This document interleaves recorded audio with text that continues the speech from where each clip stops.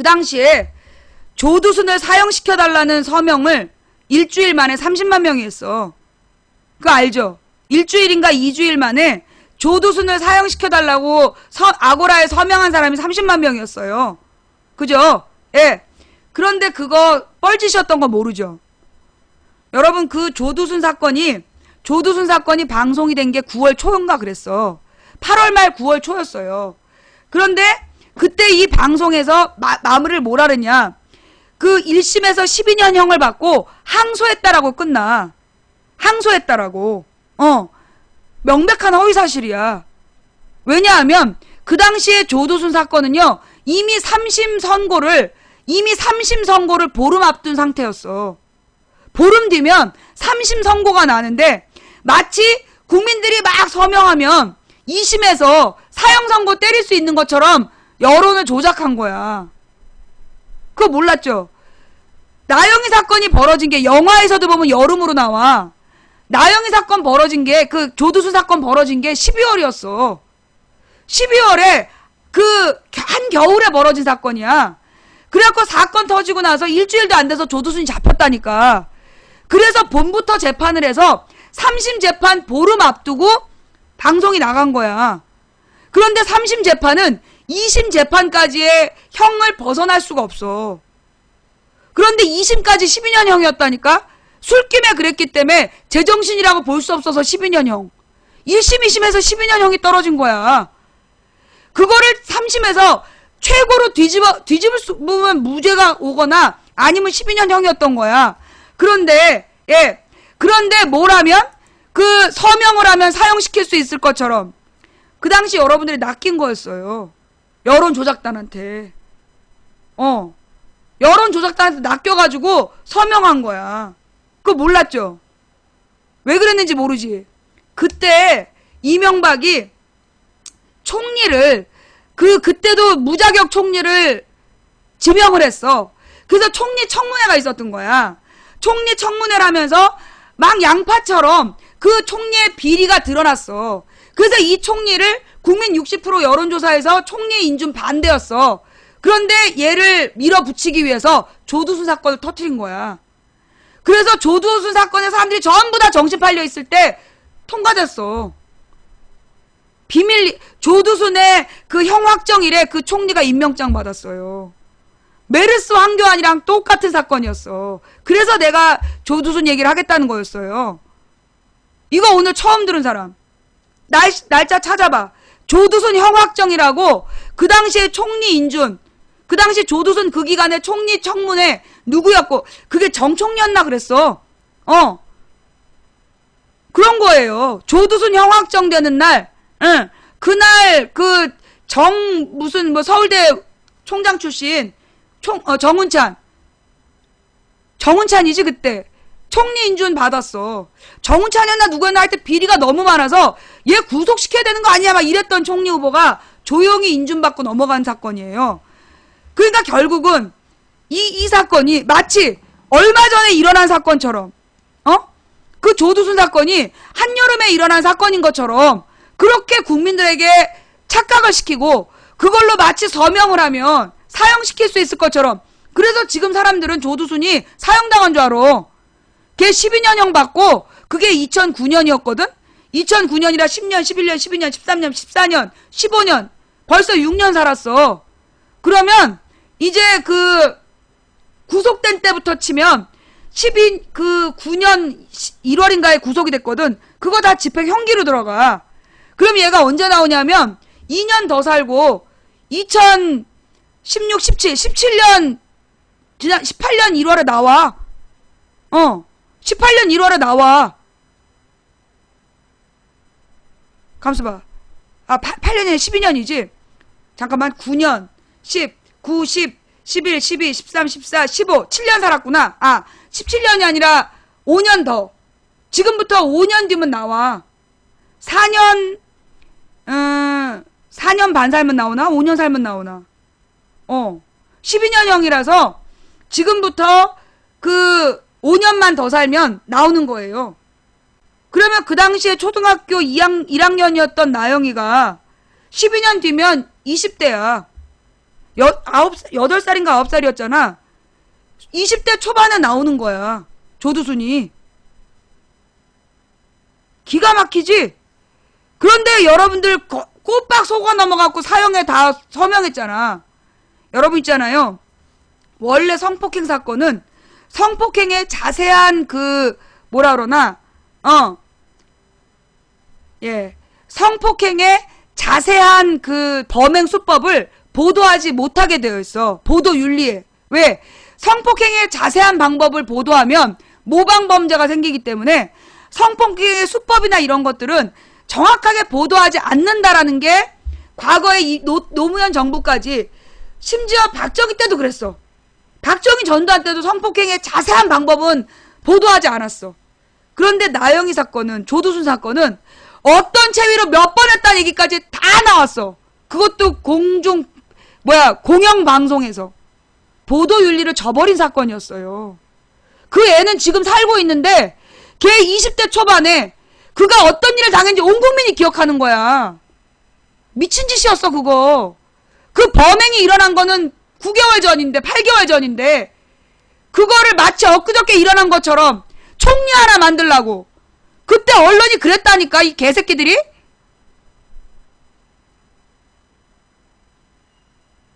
그래놓고 더 웃긴 게 이명박이 뭘 했는 줄 알아? 조두순이 나오면 평생 격리시키겠대. 헌법 위반이야. 모든 형사재판은 3심제로 하고 3심의 형이 확정되면 그거를 더 가중처벌할 수가 없어. 그런데 형을 살고 나온 다음에 영구히 사회에서 격리시키는 또 다른 죄를 주겠다는 거야.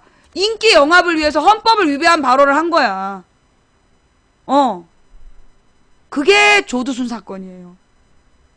나는 그거를 다 지켜봤어. 내가 얼마나 심장이 터질 것 같았겠냐. 이명박 때 그런 일을 겪고 박근혜가 또 됐을 때, 그것도 감옥에서. 자, 오늘 방송은 여기까지 할게요. 자, 오늘 방송 어떠셨어요? 볼만 하셨나요?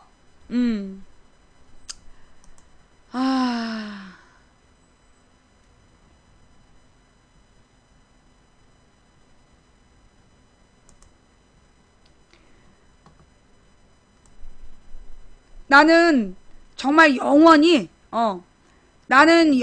우리의 이 뭐라 그러나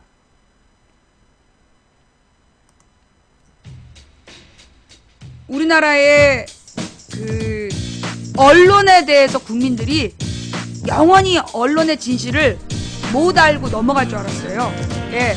온 국민이 죽을 때까지 내가 여기서 목이 완전히 갈라지고 내가 여기서 방송하다 과로사를 하더라도 우리 국민들이 대한민국 언론의 문제점을 나는 죽을 때까지 모르고 죽을 거라는 생각을 했어. 그 당시에. 그런데 세월호 사건으로 온 국민이 이제 언론을 믿지 않게 된 거예요. 정말 진짜 지금으로부터 5년 전에 얼마나 암담했는지 몰라. 대한 언론들도 없었어. 2009년? 그때 팩트TV도 막 방송하다 말고 막 이런 상황이었고, 무슨 낙곰수도 없었고 뉴스타파도 없었고, 2009년은 정말 거의 시사방송 나 혼자 하던 시절이야. 혼자서 수십 개 국가 이명박 똥꼬 빠는 언론이랑 맞짱 뜨면서 천안한 싸움까지 했어야 됐다니까. 나는 정말 우리 사회가 이 언론에 세뇌당하고 언론이 지배하는 체제로부터 영원히 벗어나지 못할 것 같은 절망적인 상황에서 방송을 하면서도, 어쩌면 내가 죽기 전에 우리 국민들은 영원히 언론의 진실을 모르고 지나갈 수도 있다, 그런 생각을 하면서도 방송을 했어. 그런데 세월호 사건, 전원 구조라는 일이 터졌고, 그래서 온 국민이 언론이 거짓말한다라는 걸 알게 된 거야. 그 한순간에. 결국은 지들이 지무덤을 판 거지만, 이 언론이 왜 그래서 언론을 언렉이라고 그러겠어요. 기레기라고 하지마. 기자들은 소신있게 기사를 써. 그런데 편집실에서 싹 바꿔요. 그거 알아요? 기자가 가령 A라는 정치인에 대해서 막 장점을 썼어. 그거 제목을 올리잖아. 그러면 한 순식간에 야당 국회의원 이런 잘못, 제목이 그렇게 바뀌고 그 야당 의원의 문제점을 부각시키는 기사로 딱 바뀌어갖고 이 기자 이름으로 나가는 거야. 그러니 기레기라고 쓰면 안 돼. 언렉이라 그래야지. 언론이라는 이름의 기자, 언론이라는 이름의 쓰레기.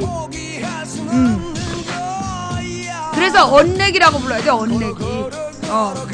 이 언론이라는 이름의 쓰레기들이 이제까지 국민들을 매트릭스에 가둬둔 거야. 여러분 예능 많이 보시죠? 나는 그 예능도 심각하게 문제 있다고 봐. 옛날에 박정희 때 전두환 때 맨날 레슬링하고 권투하고 그 다음에 막 프로야구하고 그러면서 국민들의 정신을 텔레비전에 멍하게 묶어뒀었어. 여러분들이 지금 보고 있는 예능 프로가 물론 무한도전 그 개념 있는 프로죠. 무한도전 정도는 우리가 봐도 돼. 그러나 무슨 결혼 이야기, 가상 결혼, 남의 자식 키우는 거 그거 진짜도 아니잖아. 남의 자식 키우는 거 그거 진짜도 아니잖아. 그 연예인들이 지가 애 보겠어? 애 보는 사람 몇 명씩 딸려있지?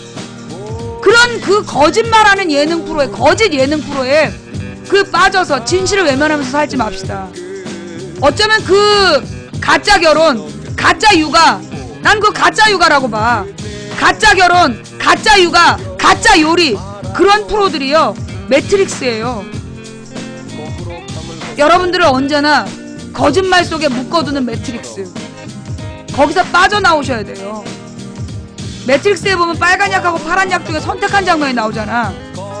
한쪽을 먹으면 영원히 지금이 이게 현실이라고 믿고 살아가는 방법, 또 한 약을 먹게 되면 진실을 알게 되는 것. 그러나 진실을 감당하기 위해서는 용기가 필요하다. 그리고 물론 그 주인공이 개고생을 하잖아요. 그 주인공이 진실을 안 다음에 그냥 쫓기고 맨 쌈박질하고 생고생을 하지만 그것이 진실의 힘이었잖아. 그죠? 네. 진실에 눈 뜨는 우리가 돼야 됩니다. 진실에 눈 감지 않는 우리가 돼야 됩니다. 가상결혼, 가상육아, 가짜 요리 이런 데 속아 넘어가지 말고 라면 하나 끓여 먹고라도 정신 똑바로 싸우고 우리의 미래를 위해 싸워야 돼요. 그 무슨 드라마에 나왔던 말에 과거의 자신과 견주지 말고 현재의 미래의 자신을 기대하며 현재의 자신을 갖고 나가야 된다. 단련시켜야 된다. 이런 말이 있더라고. 우리가 지켜야 되는 거는요, 과거의 영화나 현재의 고통이 아니야. 내일을 바꾸기 위한 오늘을 살아야 돼. 내일을 바꾸기 위해서 오늘 우리가 싸워야 되는 거예요. 진실에 눈 감지도 말고 진실을 외면하지도 말고, 예, 그리고 내일을 위해서, 더 나은 내일을 위해서 오늘 우리가 뭉쳐서 싸워야 돼요. 아유, 종북은 내가 언제 김정일하고 약속을 지키라고 태극기 흔들지 말라고 승질을 냈냐? 내가 자서전으로 김정일 칭찬을 했냐? 내가 왜 종북이냐 이 씨발로마. 가서 종북 열받으면 조선일보에 가서 불을 질러. 동아일보에 가서 불을 지르고 김정일 별장, 김일성 별장에 갔다가 선물한 새끼들한테 아무 소리 못하고 여기 와서 지랄들이야. 나는 이제까지 북한에 뭐 하나 퍼준 게 없어. 박근혜도 북한 가서 뭐 퍼주고 왔더만. 오늘 처음 오셨는데 혹시 오늘 망치부인 방송 재밌게 보시다가 좀 아까 놀라셨다면 미안해요. 이거 다 컨셉이야. 사실 내가 보기보다 부드러운 여자란다? 절대 내가 평상시에도 막 소리 지른다고 생각하지 마. 이거 컨셉이야, 컨셉. 알지? 예. 자, 오늘 시청해주신 모든 분들께 감사드립니다. 오늘 후원해주신 한 분 한 분 진심으로 감사드립니다. 일일이 감사 인사 못 드린 점 대단히 죄송합니다. 그리고 처음부터 끝까지 시청해주신 여러분께 진심으로 더욱더 감사드리고요. 그 다음 이 각방에서 매니저님으로 고생하신 님들 수고하셨습니다. 그리고 이거 녹화 떠가지고 유튜브나 팟캐스트에 뿌려주시는 님들 진심으로 감사드리고요. 오늘 추천해주신 2943분께 진심으로 감사드립니다. 제가 월요일 방송을 파행운행했더니 오늘 많은 분들이 못 오신 것 같아요. 아이고, 이거 제 방송인 줄 알고 왔다가 생방송인 거 보고 얼마나 놀라셨겠어, 그래.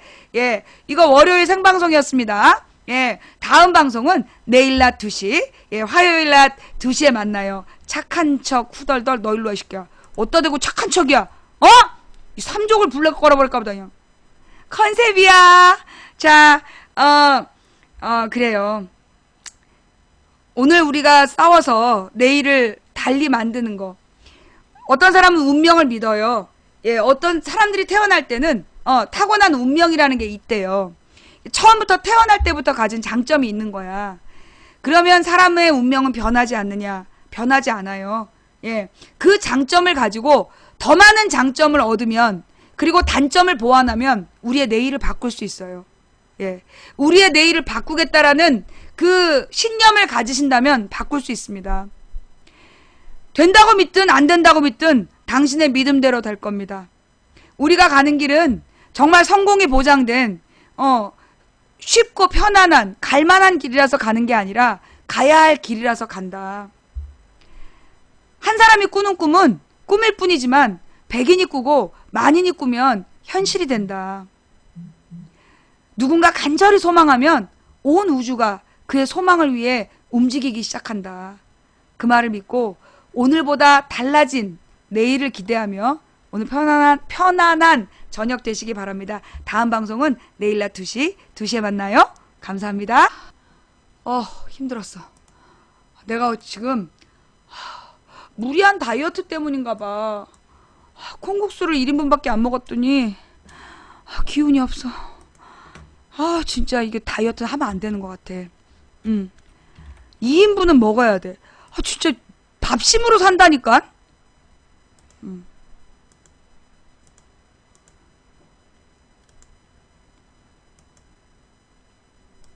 예. 뻥이요?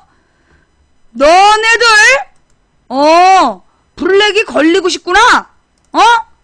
가서 녹화 파일 어디 갔냐? 방송 녹화.